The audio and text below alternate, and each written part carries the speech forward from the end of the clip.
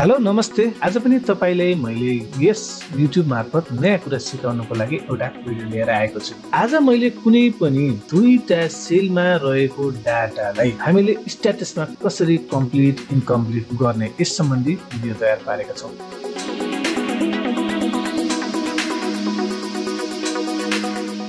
त सर्वप्रथम तपाईले यहाँ हेर्न सक्नुहुन्छ हाम्रो एउटा सिट छ जसमा भ्याक्सिनेसनको रिपोर्टको बारेमा सिट तयार पारेका छौं। यसमा तपाईले हेर्न सक्नुहुन्छ फर्स्ट डोज भ्याक्सिनेसन प्लान अनि सेकेन्ड डोज भ्याक्सिनेसन प्लान। यो दुईटा प्लानलाई यदि हामीले फर्स्ट डोज लिइसकेको र सेकेन्ड डोज लिइसकेको छ भने हाम्रो स्ट्याटसमा इम्युन अर्थात नलिएको खण्डमा हामीले पेन्डिङ अर्थात कुनै पनि कुराले हामी जनाएर हामीले स्ट्याटस तयार पार्न सक्छौं।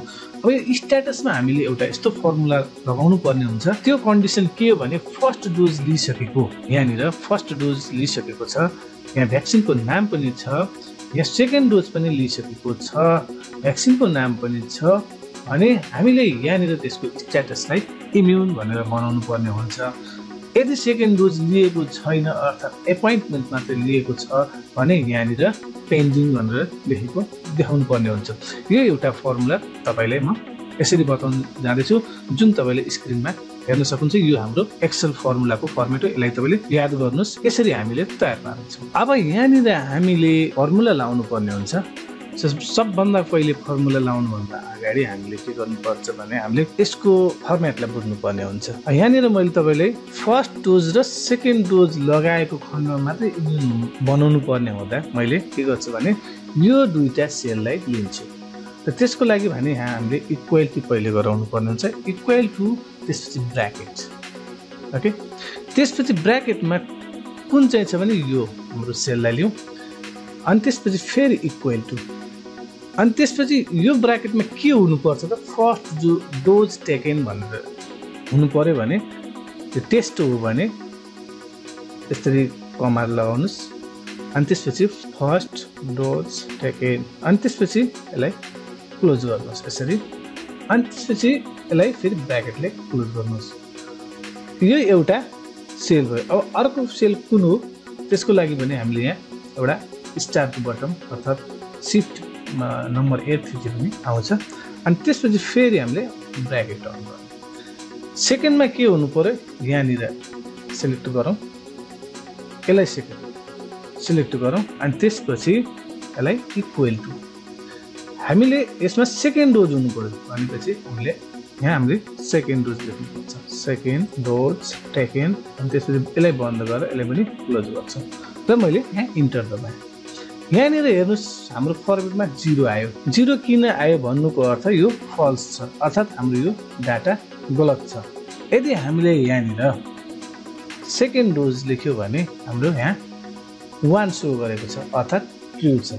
त यो दुईटा कन्डिसनमा हामीले फर्मुला तयार पार्यौं। अब हामीले यसलाई डोन्ट वान्ट सिलेक्ट गर्यो भने 0 हुन्छ, सेकेन्ड डोज भन्यो भने 1 हुन्छ। यता पनि हामीले एपोइन्टमेन्ट टेकन गर्यो भने पनि 0 हुन्छ। अर्थात हामीले यहाँनिर फर्स्ट डोजको यहाँनिर सेकेन्ड डोजको करेक्ट डाटा दियो भने मात्रै हाम्रो यहाँ 1 हुने गर्छ। अब यहाँनिर यसरी 1 छ। अब यसमा हामीले अर्को फर्मुला युज गर्नुपर्ने हुन्छ।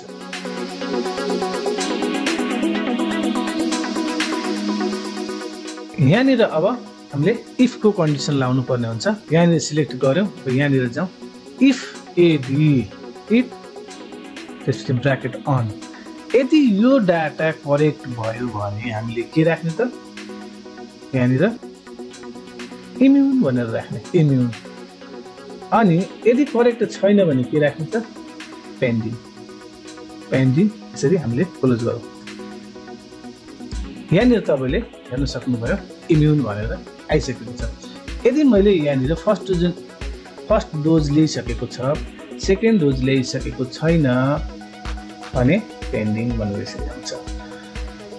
यदि हामीले यहाँनिर डोन्ट वान्ट भन्यो भने पनि पेन्डिङ आउँछ। तर सिलेक्ट गरेर सेकेन्ड डोज सिलेक्ट गर्यो भने हाम्रो पेन्डिङ आउँछ। यसरी तपाईले यो फर्मुलालाई हामीले यहाँतिर यसरी राख्नुपर्ने हुन्छ। पेन्डिङ हुन्छ। यसरी अर्को पनि हामीले यहाँनिर चेक गरौँ फर्स्ट डोज अनि त्यसपछि second dose first dose AstraZeneca second dose दिइसक्यो अनि हाम्रो यहाँनिर इम्युन भनेर आइसकेको छ। यसरी हामीले दुईटा सेलमा भएको करेक्ट डाटालाई पनि हामीले यस फर्मुला मार्फत सजिलैसँग डाटा फिल्टर गर्न सक्छौँ। तपाईले फिल्टरको लागि पनि तपाईले यहाँनिर गएर होममा जानुहोस् अनि यहाँनिर फिल्टर गर्न पनि सक्नुहुन्छ। यसरी पनि तपाईले कतिजना इम्युन छन् कतिजना पेन्डिङ छन् यसरी हामीले फिल्टर गर्न पनि सक्छौँ। यहाँनिर मजाले हेर्न सक्नुहुन्छ। त आजको भिडियो तपाईलाई कस्तो लाग्यो? यो भिडियो सम्बन्धी कुनै पनि जानकारी छ अर्थात् कुनै पनि कुरा सोध्नु छ भने हाम्रो कमेन्ट बक्समा गएर कमेन्ट लेख्न नभुल्नुहोला। आजलाई यति नै। हस्त धन्यवाद।